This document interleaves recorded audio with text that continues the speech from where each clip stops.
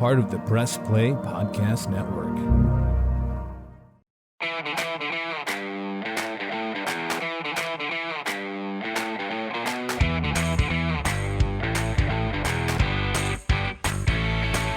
And welcome to another edition of the Reg-I and Rhoda podcast, brought to you by MGM Northfieldpark. And you can catch us here on the Press Play Podcast Network all year long and wherever podcasts are broadcast. And a shout out to our esteemed producer, Dave Emmert, who makes sure everything sounds good for you so you can listen to it in the podcatosphere. Happy New Year to all of our listeners out there. We appreciate you very much. And Michael Reg-I, New Year, more of the same for the Browns, right? They lose tonight as we tape this after they lose to the Steelers 26-14 to fall to 7-9. But Michael, they knew before this game even started that they were not a playoff team. They were officially eliminated yesterday when the Bengals won the division by coming from 14 down to beat the Chiefs. And then the Chargers made sure the Browns weren't a wild card team when they picked up a win yesterday. So, like I said, OIC only in Cleveland, more of the same. Another year without the playoffs. Only 2 years since '99 now the Browns have made the playoffs. Frustration, Kenny, disappointment. I'll even say a little bit disillusioned on how and why this turned into what it did. We'll get through some of that during the course of this show. And yes, Happy New Year to you too as well, buddy, and your family. And how about this? We're at the midnight hour, and we're doing our R&R podcast in the midnight hour following. We're dedicated, baby. That's us. Yeah, R&R. We're dedicated. There you go. I like that. Listen, it's more of the same tonight, Ken. I mean, I just can't fathom. I really started to, went back to that Cincinnati game in Week 9 when the Browns went to 5-4. The one at Cincinnati when they, they put 42 up, and for some reason during his short career, Baker Mayfield's offensive days against Cincinnati are a quantum leap better than against like the other 99% of the games he plays. But regardless, since that time, Ken, they've put up 106 points in the 7 games beyond that. Most of them are in that, 14, 13, 16 point range. Yeah, that's averaging 15 in 6 games or 7 games rather. Right. Since then. And they're 2-5. I just said to you, I'm amazed that they won 2 of those when you put up just 15 points a game. I really am. Kenny, it's just not, it's so hard to watch offensively. This is the NFL, man. Right? You've got to be creative. You've got to have the ability every time you go out to be potent, to be able to win games offensively. You got to be able to put up 35. It's almost a must in this game now. This team, another first half, Ken, I would, how many more goose eggs are they going to put up in first halves of games? There's only one more to play. But, I mean, it's getting to the point now that they just cannot get – they can't grab any energy. They can't move the football. They can't put a drive together. And, of course, when you're doing that, you're falling behind, and they're not a very explosive offense that is one that's going to turn a two-touchdown, 17, 16-point deficit into wins. That's not who they are. I give a lot of credit to this defense. They've hung in all year long. They really have. Once again, they hung in, tonight until the fourth quarter, and the Najee Harris, run got away from them. But, I mean, it's almost like I feel like defensively, and you hate to break up teams into units and rooms, Ken, but I do feel like defensively, that group and that defensive unit has deserved better this year. They really have. After the first 2 weeks, Reg, remember we were concerned about the defense, and the offense had put up 29 points and 42 points. And you're thinking, okay, this is as advertised. We expected the offense to carry the load until this new defense with so many new players with Joe Woods as their coordinator, got together and figured things out. And then at the end of the season, it was the exact midway to the end of the season, it was the exact opposite. The defense was carrying the offense, as Baker Mayfield has continued to struggle at quarterback, missing guys again tonight, throwing 2 more interceptions, and then a few that were on the money dropped by Hooper's the biggest waste of $14 million or $12 million, whatever they're paying it. They should cut his ass right after the game tonight. Don't let him get on the bus like Antonio Brown didn't get on the bus for the Tampa Bay Buccaneers. What a waste of money that's been for the Cleveland Browns. Kenny, you and son Cal should have a conversation, because Cal has spent the whole night just echoing the same thing that you just said. He doesn't like Austin Hooper. And then to him, he's saying, and I love Andrew Berry, but that's a big miss by him. And you know what? I'm starting to think that you two are correct in that, because it just hasn't worked here. And I get it. Kevin Stefanski, we know what he's up. I know what he told Andrew Berry. Go get me. I need that third tight end because I want to run 13 personnel a lot. Right. Okay, that's fine. I can question that too as well, if that's a tonic for great success anymore, Ken, offensively in the NFL. And we can get there. Right. But the point is that Austin Hooper has nowhere near lived up to what the thoughts and expectations were for him to have Andrew Berry go after him and pay him the kind of money that he did. It just didn't work here. And he had a couple of drops, penalty. I know he had a 21-yard catch late in the game that gave the Browns some life, but that's about it as far as, really contributing tonight. But it's not just him, Michael. I'm going to call out Kevin Stefanski again, Michael, because I'm just baffled by the game plan tonight. I really am. And let me give you some numbers to the prequel, all right? Prior to this game, there were 3 prequels. The last 3 games for the Pittsburgh Steelers were against Kansas City, Minnesota, and Tennessee. Let's see. Tennessee ran for 201 yards against them. Minnesota ran for 242 yards against them. And the low number was Kansas City running for 130 yards against the Steelers, the number 32nd ranked defense in the NFL. They had given up the most yards, 143 yards per game, 4.8 yards per carry. And Kevin Stefanski, just like he did in Green Bay, his best offensive weapon is Nick Chubb. And Nick Chubb tonight carried the ball 12 times, Michael Red Guy, against the worst run defense in the league, 58 yards. That's almost 5 yards a carry. And the run game ignored 20 times as a team for 93 yards, a 4.7-yard average. I just don't understand Kevin Stefanski's game plan and play calling when your quarterback's injured and has not played well this year, and you have one of the best running backs in the league, and you completely ignore him. And a lot of times he's not even on the damn field. Yeah, it gets perplexing. Now, I know Louis Riddick and Brian Greasy on the Monday night telecast were attempting to say that, and again, it was nothing that they were told, but their conjecture is that they just don't want him out there, snap after snap after snap and series after series after series. Well, okay. That plays a little bit more when you got Kareem Hunt healthy and with you. But the point is that that's right. It's just, you would have thought tonight, for all the numbers you just laid out and everything, that, well, the Browns know they should be able to run the football against this Steelers run defense. And Kenny, it just never manifested. It didn't start that way. And, there was always, and it led me to the point.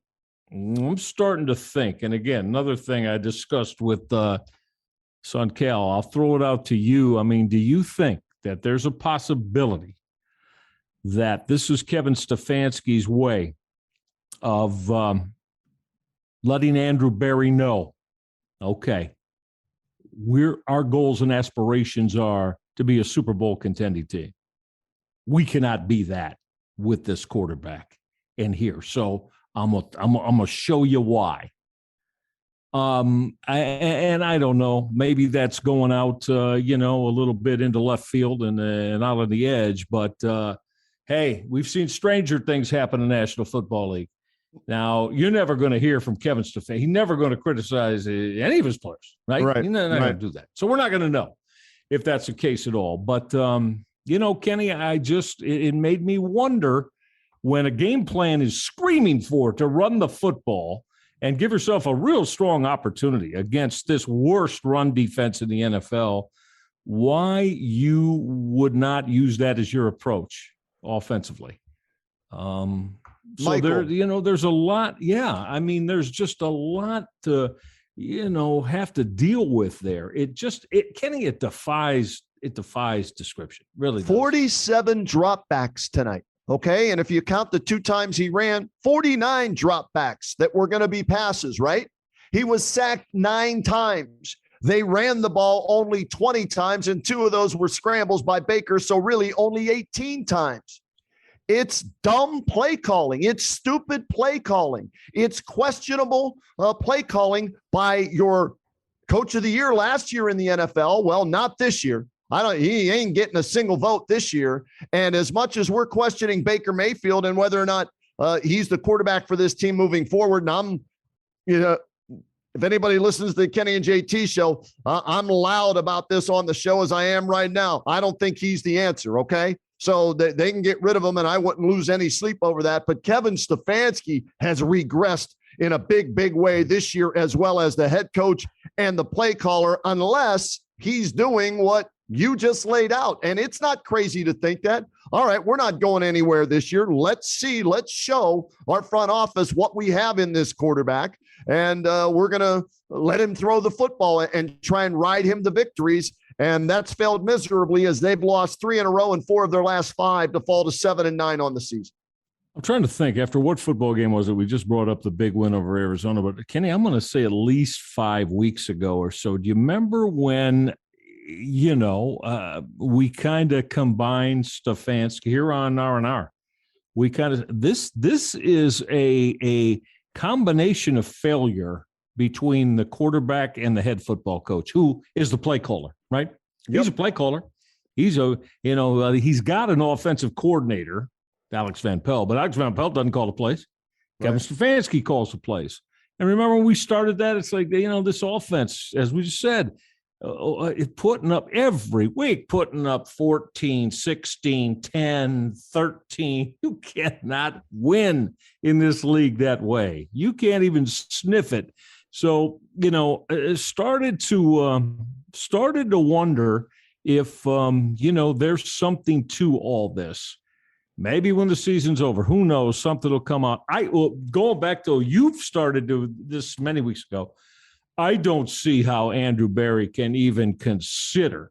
Now, the funny thing is, he could be on this Baker Mayfield, could be on this football team next year, but I can't even, there's no way to imagine that Andrew Berry would extend him beyond year 5 next year with a new contract.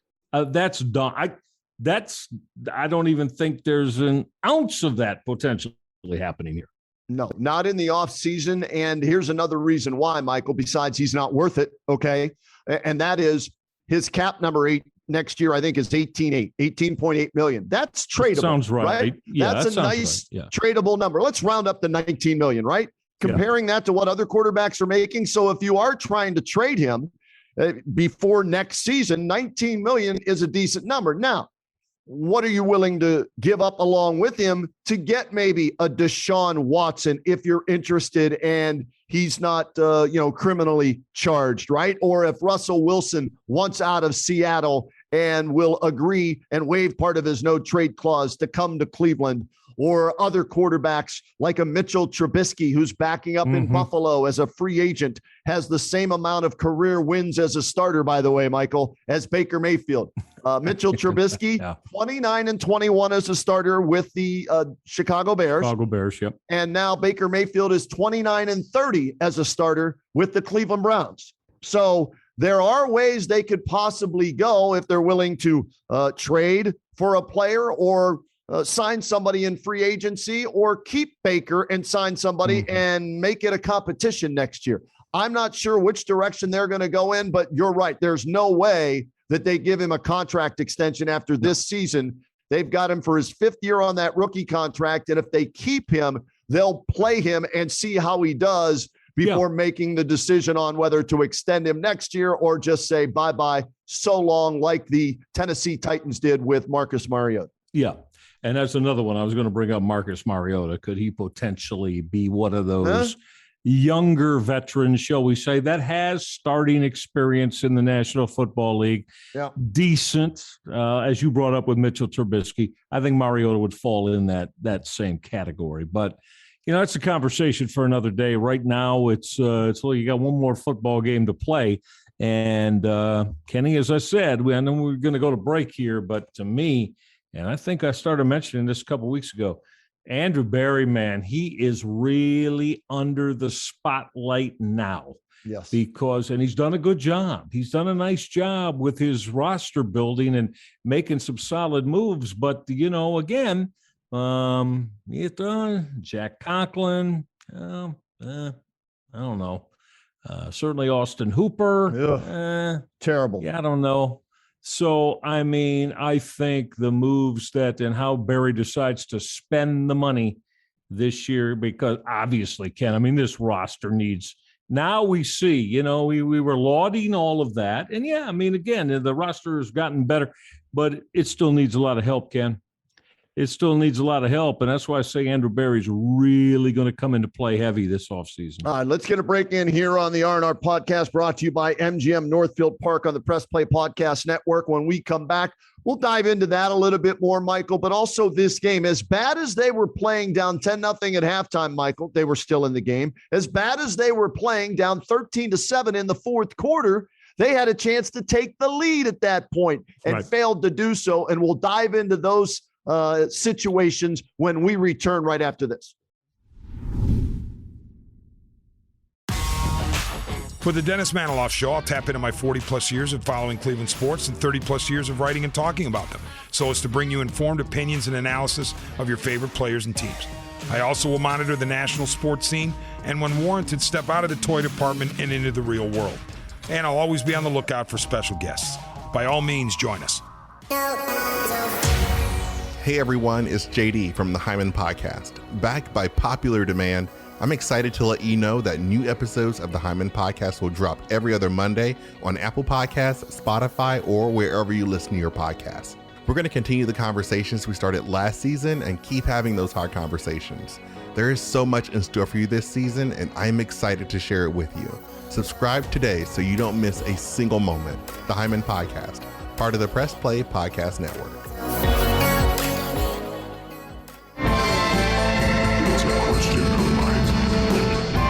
Hey everyone, I'm Holly Wetzel. And I'm Jeremy Powell. And we are your hosts of The Orange is Oranger, a Cleveland Browns podcast on the Press Play Podcast Network. We give you all the dog pound coverage that you'll need each week to get you ready for kickoff and beyond. Don't miss our breakdowns of each week's matchups, game recaps, and any and all news out of Berea to feed your Browns appetite. As we all know, Holly, dogs gotta eat. That's right, Jeremy. Hit that subscribe button and never miss an episode of the Orange is Oranger Browns podcast on the Press Play Podcast Network. And we continue with the Regai and Rhoda podcast here on the Press Play Podcast Network. And we are sponsored by, powered by, brought to you by MGM Northfield Park. Northfield Park is your home for live and simulcast racing, free admission, free parking every day at Northfield Park. Go watch the Trotters up there, wager some money and win some cash and win something. That's what the Browns can't do. They've lost 3 in a row and 4 of their last 5 to fall to 7-9 with 1 week remaining in the regular season, Michael. A possibility of going from 11-5, Michael Regai, to 7-10 in one season. And I'll be honest with you, Michael, that would benefit them in 3 ways. Yeah. Number one, it would raise, or how do you say that? Not lower their draft. It would move them up in the draft order, I guess is the best way to put it, right? Number two, it would also give them the easier schedule of finishing 2nd, 3rd, or 4th in, the division next year. And also by doing that, it could signal the exodus of some players on this team, or maybe force them to make some moves if they finish 7-10, right? Yeah. Well, and I was just looking at that today, Ken. If they did finish 7-10, which would put them in 4th in the AFC North. The schedule next year would match up. You would have Jacksonville. Yep. Right. You'd have Denver and the New York Jets. That wouldn't be bad. Aren't they playing the AFC East next year as well? You know what? I didn't look at that. I thought it was one of the New York teams. So I don't know if it was the Jets or the Giants as the third team. Either way, Michael, if you're playing one of those two teams. Right. Those are 3 winnable games, you would think, for you, as you've already beaten Denver this year. The Jaguars are the worst in the league. And if it's the Giants or Jets, they're not real good either. So that would benefit you greatly. Yeah. And Denver would be the other one out of the AFC West. So, I mean, there you are. I mean, those things come into play. Ken, you know me, you and I've been together long enough. To me, the draft is a crapshoot.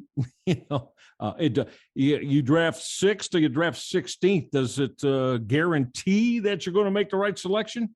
And doesn't guarantee anything. I get why fans, feel, well, I'd much rather draft 6th than draft 16th. I understand that, but it's not a lockdown guarantee that you're going to make the right call. And even if, everything, you put it out and run it through the mill, and that young man is going to be a big time get for your team. And then the kid doesn't develop and doesn't play like it. So to me, it's always the NFL draft. I mean, hey, Ken's like play. You win some, you lose some, right? So I want to just more than that. Sure, you want Andrew Berry to draft well and what have you. I just the roster building again or the recreating some spots is going to be very, very important. But to me, now last year, right? He went defensively last year. Ken, I mean, I think it's got to start on the offensive side of the football now this year. You got to get the quarterback situation squared away. I would assume that's with a change. You got to get a number 1 wide receiver, man. Because hey, listen, and I don't think he's going to be back. Jarvis Landry has been the 2 here for quite some time, and you're at a point now where Donovan Peoples-Jones in his 2nd year, he should be the 3. I mean, he was drafted in the 6th round. Right. He should be the 3. Well, right now he's the 1. He had a good game tonight. He caught 3 balls for 76 yards. I only throw to him 4 times, but so to me, Kenny, they got to, whether it's through the draft, and there's some real good ones coming out, as you know, or through free agency, they've got to try to get a number 1 receiver. In fact, they probably should bring 2 receivers. There you go. Absolutely. Get one in the draft right now at 7 and 9. I just did the math. They are tied for the 10th pick in the draft at 7 and 9. All right. With, let's see, who are the teams they are tied with? Atlanta, Minnesota, and Denver. So I don't know how the tiebreakers work. So 10, 11, 12, 13. So they're between 10 and 13 right now. Mm-hmm. You can get one of the top receivers in the draft, especially at 10, but I think anywhere between 10 and 13. We're talking Chris Olave. We're talking Garrett Wilson. Who's kid from Arkansas. There's one from Penn State. Dotson's coming out. There's a kid from USC that Todd McShay likes. He's 6'5", 210 pounds. I've heard Drake Langdon or something like that. London. There it is. So you need to get one in the draft and then another one in free agency. Mm-hmm. And thank you, Jarvis Landry. But you're not worth the $15 million we're paying you. And thank you, Austin Hooper. You're not worth the 11, 12, 13 million we're paying you. Take that money that you save and put it towards whoever the top wide receiver is in free agency. And that way you double down by getting one in the draft and in free agency, because that's look at the Cincinnati Bengals with Tyler Boyd, T. Higgins, and I think the rookie of the year, Jamar Chase. My goodness gracious. He put 266 up yesterday against the Chiefs in a division winning game, and Burrow threw for 470 something or whatever the heck it was yesterday, right? You talk about right around 1,000 yards, Cam, with 8 touchdowns in the last 2 football games. Yeah. Joe Burrow. You talk about hitting it out of the park in back-to-back drafts. Joe Burrow, number 1. Right. Yeah. And then Jamar Chase instead, remember everybody wanted him to take an offensive lineman. They said, no, we're going and getting the skill position guy, the wide receiver that Joe played with they in college. They wanted him to take Penei Sewell, who is doing, he's the Detroit Lions took him. Yep. And he has had a very good year. And, looks like he's going to be a dominant tackle, but I mean, you can't. Cincinnati made the right move. You got another big-time weapon there for Joe Burrow, as you just pointed out. I mean, that offense now, you don't have to worry about them averaging 15 points a game in a 6-game stretch.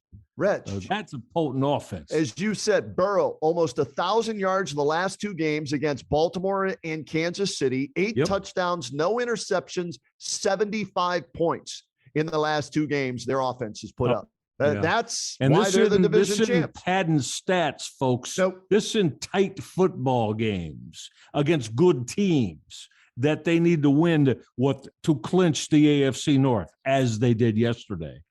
And comeback fashion, right? Yeah. Well, and Joe Burrow and hey, listen, they're in the same division, they're in the same state, Ken.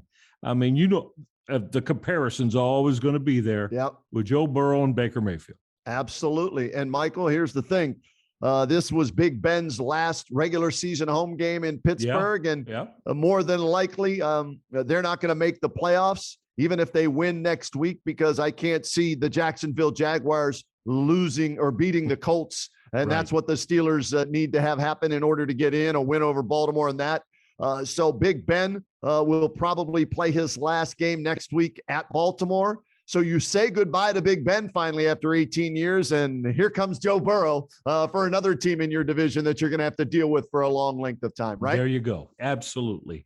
And it goes to show you, I think this is, maybe, but it is in the NFL. It's Kenny, if you don't have the quarterback, you got no shot. Right.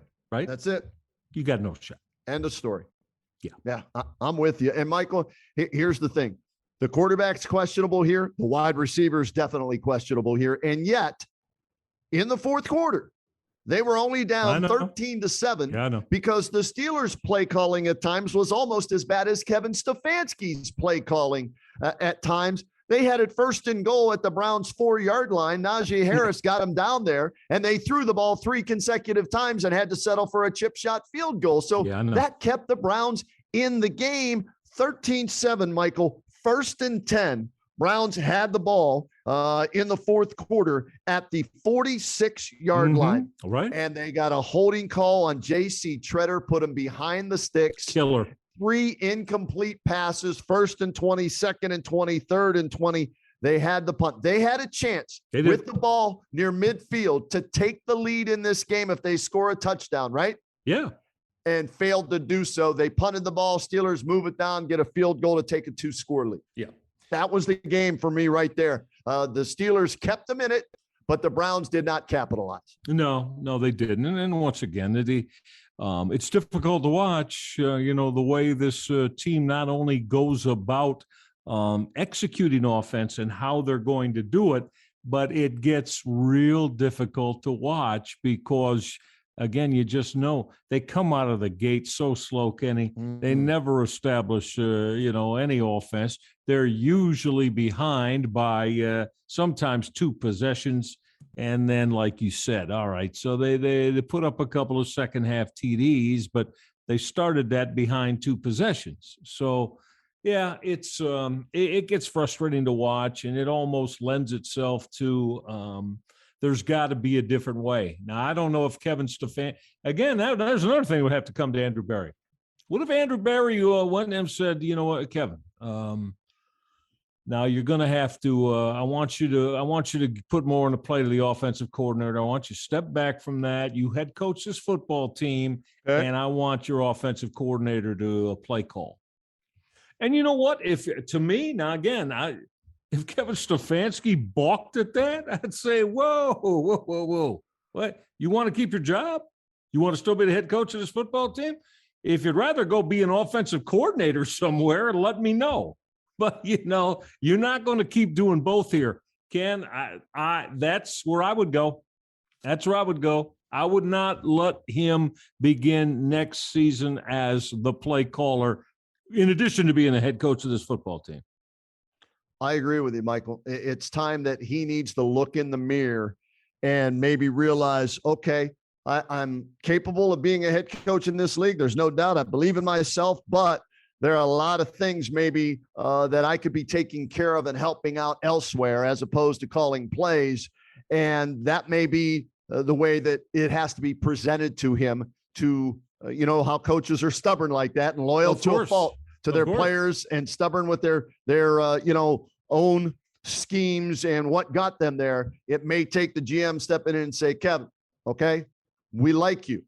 You're coach of the year last year. We took a step back this year. Too much on your plate. Give up the play calling, handle the head coaching duties, and let's give that a shot and see what happens. Right? Absolutely. I believe it's the only way to go. And we'll you and I'll keep discussing that throughout the course of the offseason. We'll see if it happens. Again, we're just going to have to wait that out, like everybody else. We don't know what Andrew Berry's thinking along those lines. Hell, I don't know if the owner want to get involved with that. Jimmy Haslam, is he going to say, wait a minute, I don't know this? No, I'm paying too much money to too many people for this offense to average 15 points a game in the last 7 games of the year, and for us to be 2-5 and not be able to secure a playoff berth because of it. Yeah, I don't know if Jimmy. I don't know if Jimmy wants to, jump in there anymore. You saw what happened the last time he tried to get involved, and you had GMs texting from the sidelines to the owner's suite or whatever the hell that was, and all that Mr. crazy Farmer stuff. Yeah, right. So, maybe Andrew Berry. What about D? Maybe D will jump in and say, then I'll make the call on this. I don't want you calling plays anymore, Kevin. Yeah, or maybe JW. JW going to step in. JW going to step in and say, my thing that I do is make videos, but even I know you should give up play calling, Kevin Stefanski. JW is going to get involved, right?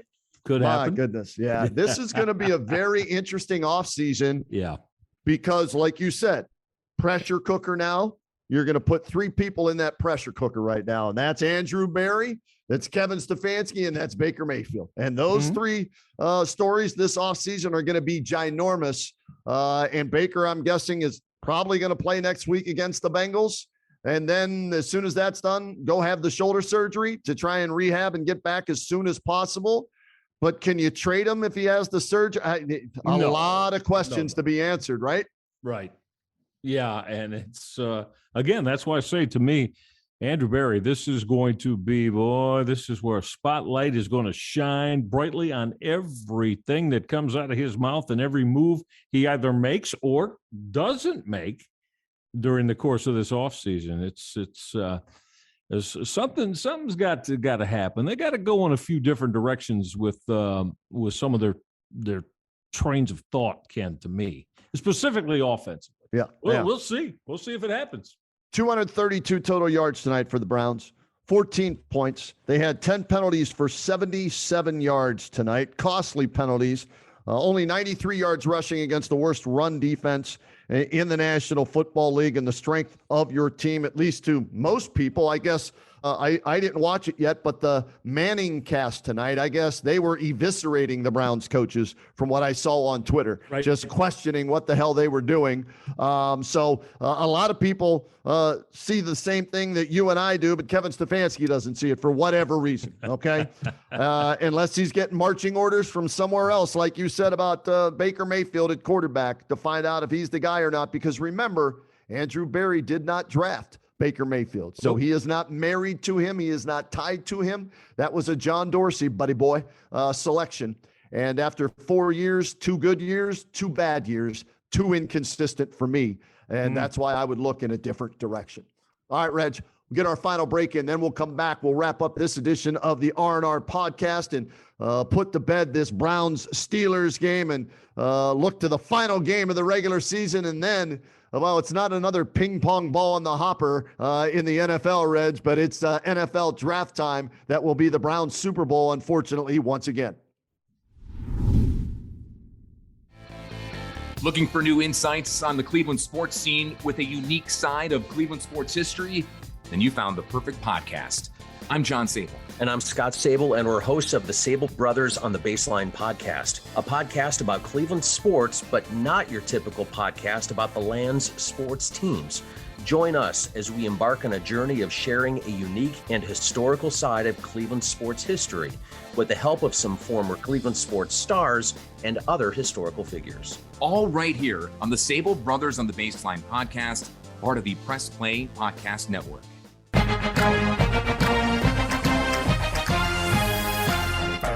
Hey, it's Tito, host of the Premier Fantasy Podcast. Get all the news and analysis you need to dominate your fantasy league. I've been doing this as long as anybody in the business. I can help give you the edge in your leagues. It's the Premier Fantasy Podcast, part of the Press Play Podcast Network. And welcome back once again to the Regi and Rhoda podcast, powered by MGM Northfieldpark here on the Press Play Podcast Network. Shout out to our producer extraordinaire. He's the executive producer. He's the producer. He directs us at times. He does a little bit of everything, and that's Dave Emmert. Right. So, Dave, Happy New Year to you, and thank you for everything you do here for the R&R podcast. Maybe they should hire him with the Browns to get them in order over there, Michael, for maybe, I don't know, maybe a game plan like tonight. What the hell was tonight's game plan? Can you answer me that in a 26-14 loss to the Steelers when they were trailing 10-0 at halftime and didn't look like they were even going to score in the game, except the Steelers kept them in the game? Well, again, as you just mentioned a moment ago, 232 yards of total offense. That's painful to watch for an NFL franchise. And then, you're going to, look at all you got Nick Chubb and you got Jarvis Landry, and there's a lot of people that think David Njoku can be an outstanding tight end. So we got all these weapons. Why is it so painful each week that, again, it seems like years ago when they put that 42 up on their 41 on Cincinnati back in week 9. I mean, Ken, it's and again, I said it in the first segment. I won't give it. The NFL, man, it's a big time offensive game now, offensive league. You got to have not only you got to have those can get that done for you, but you got to be creative. You got to be some real sharp thinkers on that side of the ball. And, look, we know Kevin Stefanski was, they raved about him in Minnesota, but we know what that offense was. That was, heavy 12 and 13 personnel. Same thing that he wants to run here. I get it. It's been successful for him, but I just don't think any longer, Kenny, that can be your premium in the National Football League, because there's going to be too many weeks that you score 13 to 16 points with it. Michael, you and I were doing some of the math, right? Yeah. Browns have scored 17 points or less this season in 9 of the 16 games in which they have played, 5 of their last 7 games. You gave the average of 15 points per game. They've lost 3 in a row, lost to the Raiders 16-14, lost to the Packers 24-22. That was an outburst. And they lose to the Steelers 26-14 tonight. They were 7-6 after beating the Ravens 24-22. Now they're 7-9. 2-3 in the division, 4-7 in the AFC, and the numbers just keep going in the wrong direction for the Cleveland Browns. And I'm going to throw this your way and see if you think there's something to this. Remember when they closed the year, I think 5-2 or 5-3 under come get some Greg Williams? Remember that? Yeah. Freddie Kitchens was the offensive coordinator, right? Yep. And they closed, and there was momentum, and they thought they had arrived, and then they go out and get, just embarrassed that season, right? Yep. So they didn't handle that success very well, right? The following season. Last year, they go out, they go 11-5, they make the playoffs for the second time since 99. They win a playoff game, should have beat the Chiefs, couldn't with Chad Henne at quarterback. And so their season came to an end, but a lot of people, including myself, I was fooled. I was bamboozled. I was hoodwinked into believing that this team was going to win the division and get to the AFC Championship game. And here they are on the verge of going 7-10. And again, they don't handle success. Nope. Do you think there is something to that? Yes, Ken. Do you remember? Do you remember right at the very end? It was a couple of weeks ago after the loss to the Raiders when I brought this up. When I said something to the effect, kind of I'm paraphrasing myself, Right. but something to the effect of when the expectations get the highest for this football team, the year you just mentioned. Yep. And if you remember last year, Ken, remember going into it, coming off the year they had in 2009, everyone thought, I'm going to be lucky to be a 500 team. And if they are, what I was good. And then all of a sudden they put together, but no expectations, right? There were none. Now, maybe you can say, well, in the last couple of weeks, sure. But the bulk of the season, there weren't any expectations on this team. Nobody thought they were a good playoff type team in the NFL. Now this year, all the expectations, right? And as you said, at one point, they got up, but Kenny, man, it's just, this is a NFL marathon. It's, they don't give out awards for at the midseason point. Right. So this is a team that, to me, can they not handle being in the spotlight when everybody believes they're ready to shine and show you why they now are one of the best franchises in the NFL? Well, how can we say that? They haven't shown us that. One of the best one of the good franchises, and ready to say, hey, we're arrived, we're here, we get it, we know how to win consistently. Well, they're showing you they're not that. So I don't know. I'm sure if you went out to in Berea, they'd all scoff at that and say, no, there's nothing to that. But Ken, I listen, man, it's not like the first time we haven't seen this in professional sports. I'm just not sure that they're a team that yet understands how to handle the expectations and what it takes to be successful and a consistent winner. I don't see it. Well said, Michael. Well said. We always hear, about pressure. Pressure makes diamonds or burst pipes, right? Yep. Well, they better call Sal's Heating and Cooling and get the best plumber and the heating and cooling business over there to fix their pipes, because they've been bursting for the last 3 weeks, and this team is in need of some serious upgrades in talent, as well as between the years, Michael, and how to handle the pressure and how to handle winning and how to be more consistent, because for whatever reason, when they are under the spotlight, when there are expectations, they do not handle them well at all. No, we haven't seen that yet in any form of consistency. And until they're able to do that, you can't expect that this is going to be a football team, first of all, that, can be a consistent playoff team, because again, we don't have no tangible proof that they know how to deal with that and play with it, Ken. And I know that's tough for the fans to hear. As you're saying, again, you look at some areas of this roster. You got tonight, the Monday night guys were saying this Browns roster is talented as hell. Yes. There's all kinds of There's all kinds of talent on this roster, but it doesn't win consistently though. So until that starts happening, then all you have really is disappointment and kind of a failure. If you're saying how talented a roster is, this season, why don't they win? A complete failure this season with the expectations in the roster they had, right? Mm-hmm. Coming off of last year, complete failure at 7-10. I don't know how you shoot right. I don't know. They're right now 7-9, but I know I don't see the best they can be with a win. Sunday is 8-9 on the year, under 500 with this type of highly acclaimed roster. And most around the National Football League saying that they have as much talent as anyone in the game, if you look at a roster completely. And it turns out to this being at the best an 8-9 football team now. That's not what anybody signed up for here, and I kind of feel for the fans, but this is what it is. This is what it is, period. We don't know if Cincinnati is going to play their starters next week or they're going to rest their starters. And we'll have to wait and see, because I think Cincinnati can still play for the top seed if they get some help, right? So that's help. That's going to be an interesting dilemma as to what goes down there if you're Zach Taylor and the Cincinnati Bengals. Burrow got banged up a little bit at the end of the game yesterday against Kansas City. but he says he's fine. But still, do you want to take that chance?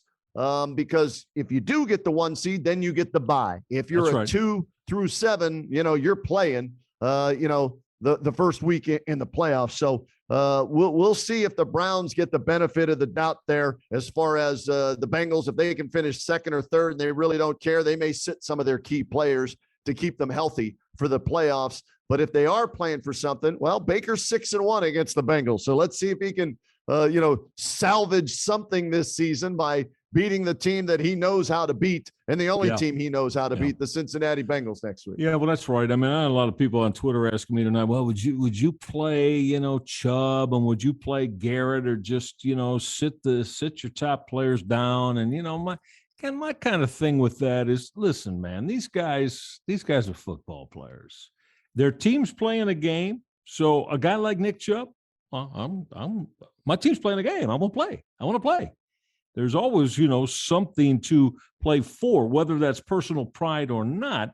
But you know me, I mean, I love that kind of guy. That's why I love Nick Chubb so much. Now, that would take maybe Andrew Berry or just Kevin Stefanski going to him and saying, we're going to sit you down. Hell, I see someone like Nick Chubb say, what do you mean you're going to sit me down? What are we talking about here? I'm going to play the game. So, it's it will be interesting to see, how it does play out. I would assume that they're going to continue to give Baker Mayfield the football for one more game. And if it's for some of the reasons that you and I have been talking about here on the show tonight, right. Let me give you something I just saw on Twitter, Reg. Please. This is from the Akron Beacon Journal's Nate Ulrich. Browns quarterback Baker Mayfield says he'll have shoulder surgery and has yet to decide whether he'll play in the finale versus the Bengals. I'm pretty damn beat up, to be honest with you. There's no way around it. So maybe Baker doesn't play next week. Okay. And do you give it to Case Keenum, or do you get a look at Nick Mullins to see if, or do you play them both, half each, and see what you get out of those two if Baker doesn't play next week. I said it on the Kenny and JT show on WHBC. I would have sat Baker tonight and had him get surgery today. If you're going to play him next year, if you're going to go into next season with him as your guy, I want him to have the surgery as early as possible to rehab and start getting ready for next year, because this year was over when the Bengals won yesterday and the Chargers won yesterday.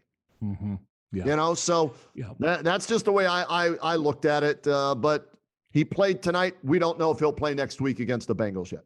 Yeah, well, it's going to be, obviously this is going to be continuing and ongoing throughout the course of the week. But again, the biggest thing I think for me, you could probably put, but to me right there, and, we started talking about this a good month ago on the show here, Kevin Stefanski. I mean, whether it's going to take, whether it's going to take Andrew Berry, I would imagine it would, but I want to see some different things happen next year here, Kenny.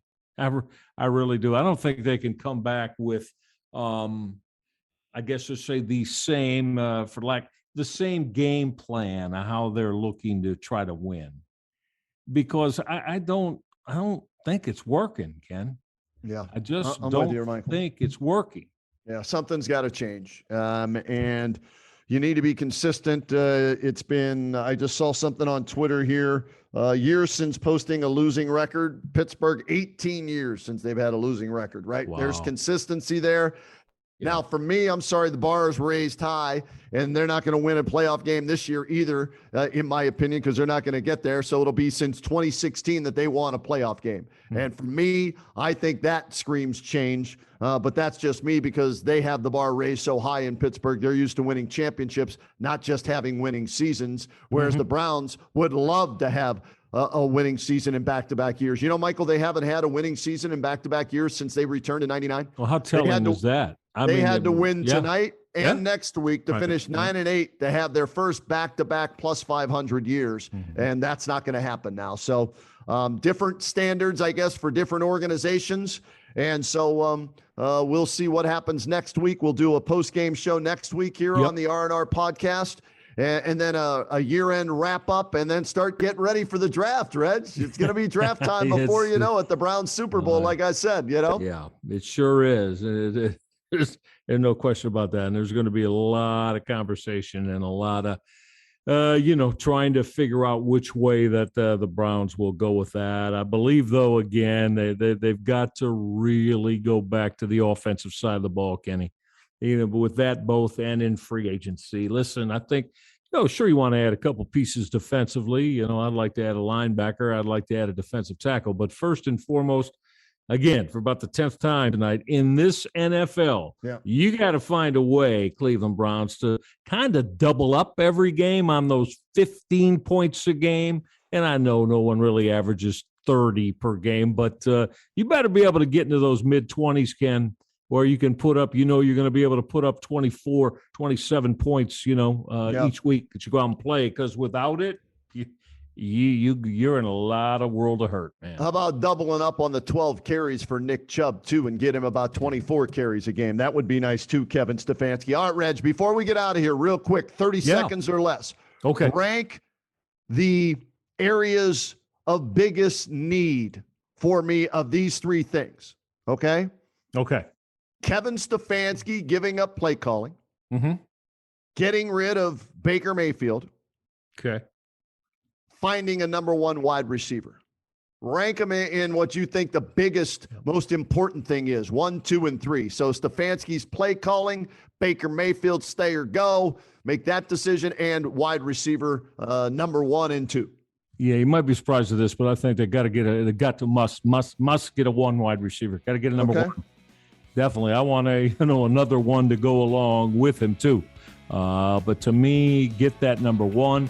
Number 2, it's kind of tied together, Kenny. As I'm sure everybody's, I'm not a big proponent any longer of Kevin Stefanski's offensive play calling. And so I'll tie that right with, you got to make a decision on the quarterback because it's not working right now.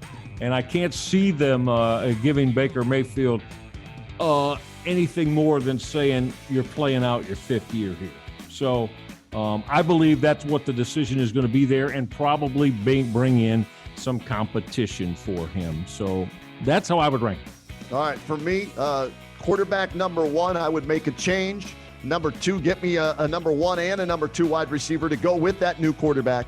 And 3, then I go to Stefanski, depending on what they get, who they select and all of that. And I say, Kevin, that's the play calling.